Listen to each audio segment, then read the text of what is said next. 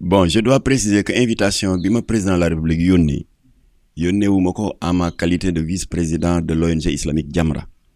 waaye daf ma ko yónnee ci turu parti bi nga xam ne rahmatullahi alayhi Abdou Latif Gueye moo ko jiite woon ñi di ko wax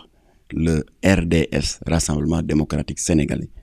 bi nga xam ne de son vivant maa doon assurer la communication nekk tamit le secrétaire général adjoint Latif jiite parti bi voilà bi mu génne àdduna nag comme que dañu defoon un congrès en 2018 fii ci foire bi ñu daal di ma titulariser au poste de secrétaire général kon c'est à ce titre là ci la ma président Macky Sall jébbale benn invitation te maa ngi ko ci remercier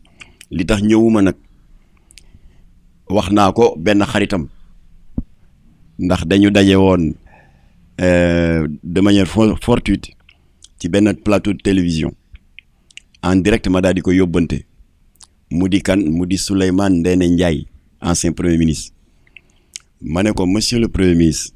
dama la bëggoon yóbbante ci sa xarit président Macky Sall nee ko citoyen sénégalais bu ñàkk solo boobu ñuy wax Makhtar Gueye ginnaaw bi mu la remercier ci invitation ba nga ko invité pour le dialogue national mu ngi naxarlu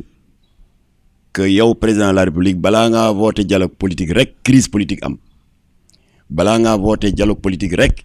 ñu dëgmal ay jongante ce qui est le cas parce que élection locale yi war a am en décembre coow laa ngi ne kur ndax ñi ngi naan pouvoir bi daf ko bëgg a reporter alors ci cas yooyu rek lay woote dialogue politique loolu du dialogue politique loolu moom la ko ci barma di tuddee lambi golo ñun ñëpp bañ nekkee xale daan nañ ko def da nga daan sukk frenkulaayu ku jëkk a jóg rek ñu song la pour daaneel la moo tax ñu ne lambi golo ku jóg daanu sa moroom yaa ko daan xaw ma alors kon ñun gis-gis bi ñu am ci dialogue mooy na muy doxee rek dans les grandes démocraties dialogue dafa war a nekk lu permanent élection ou pas dafa war a nekk lu permanent crise politique ou pas exemple yi bare na waaye dañuy jël dëkk bi ñu fi gën a jege rek mu di France xam nga France ou plutôt fi mu kuréel bi France bokk muy Europe yàlla dafa dogal ñoom def nañ ay jéego yu rëy ndax dañu bëgg gëdd bi États-Unis am ñu am ko tey parce que États-Unis c'est un ensemble d'États une cinquantaine ñu tuddee ko États-Unis d'Amérique ñu yëkkatindoo di tegandoo nekk la première puissance mondiale ndax dañu lëkkale seeni koom seeni armée seeni lépp France ci tànk Europe ci tànk yooyu la ne ba comme ni ko ñëpp xamee Europe góorgóorlu nañ ba am nañ une monnaie unique mooy euro góorgóorlu nañ ba am passeport unique góorgóorlu nañ ba am un parlement unique mooy bi nekk Strasbourg léegi nag seeni jéego ñu ngi jëm vers une constitution unique alors en 2007 le Conseil de l'Europe woote bu rëy Bruxelles siège Union européenne pour mën a waxtaane ci ni ñu war a nasee seen charte bu mag boobu nga xam ne mooy lëkkale réew Europe yëpp président français bi doon doog a falu di Sarkozy waroon dem ca sommet ba bu ko neexoon dem parce que français yi ñoo ko fal mu war di wax au nom de la France mais deful loolu dafa jiital un dialogue national dal di dalal à l'Élysée l'ensemble des leaders yi yëngatu dans l'arène politique mu ngi ko tàmbale dans sa propre famille de droite là les gauchistes yi les partis centristes ba ci extrême droite bi particulièrement Jean-Marie Le Pen coow li ne cour France dans son camp politique lu tax nga koy dalal lu tax nga koy invité mu ne leen Jean-Marie Le Pen xanaa du français même bu ñu d'accord ak moom ci politique am ak gis-gisinam français la am na ay français yu ko voté loon am na lu mu représenté war naa ko déglu ci gàttal daal ba président France bi taataane xalaat yëpp ba jël avion ne cëpp Bruxelles ba mu jëlee parole ci kanamu ay naataangoom neewul ñun man président France projet de constitution européenne bi nii laa ko gisee waxul loolu dafa ne lu jëm ci projet de constitution européenne bi voilà la position de la France dal di synthétiser mboolem xalaat yi nga xam ne taataan nañ ko loolu mooy dialogue politique Mandela dafa génn àdduna président français bi mu fa fekkoon moo doon François Hollande mu jóg pour dem ca dëj ba mënoon naa dem mais pour rafetal pour wan la nekk dialogue warul sàggane aucun aspect de la vie nationale mais dafa woo Sarkozy bi nga xam ne ci bu yàggul daan na ko jël bu set wicc ba jël place am ci élection yi Sarkozy benn mandat la am waaye terewul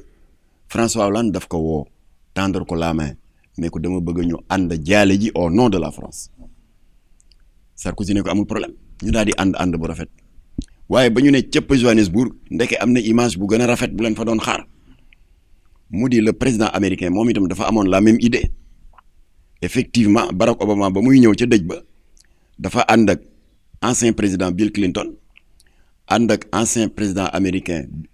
Jimmy Carter ànd ak George Bush père ak George Bush fils télé yi ci monde bi yëpp jàllale boobu image mu rafet lool institut de sondage yi daal di def découverte bu am solo mooy ci période boobu nga xam ne image bii ma la wax noonu mu ngi circuler ñoom ñu ngi lonko Obama ngi kaf di accolade son ennemi entre parenthèses républicain di Bush ils étaient tous souriants image boobu ba muy jàll en boucle dans les grandes chaînes de télévision institut de sondage yi seetlu nañu ne ba ñu defee sondage gisoon nañu un renforcement de l'unité nationale du sentiment de cohésion nationale ndax simple image boobu rek gis un président en exercice et d'ancien chef d'État ñu nekk vraiment ci taxawaay bu rafet loolu dialogue politique la moo tax nag ma ne Souleymane Ndéné Ndiaye neel président Macky Sall idée bi baax na waaye bu mu ko def dans le champ strictement politique ndax politiciens yi minoritaire nañu ci dëkk bi na ko yaatal ma jox ko exemple ma ne ko du ñu ngi nii dëgmal lu am solo muy nawet bi kooku mérité na dialogue national dialogue politique ndax la mu loxo ay problème ñëpp xam nañ ko inondation yi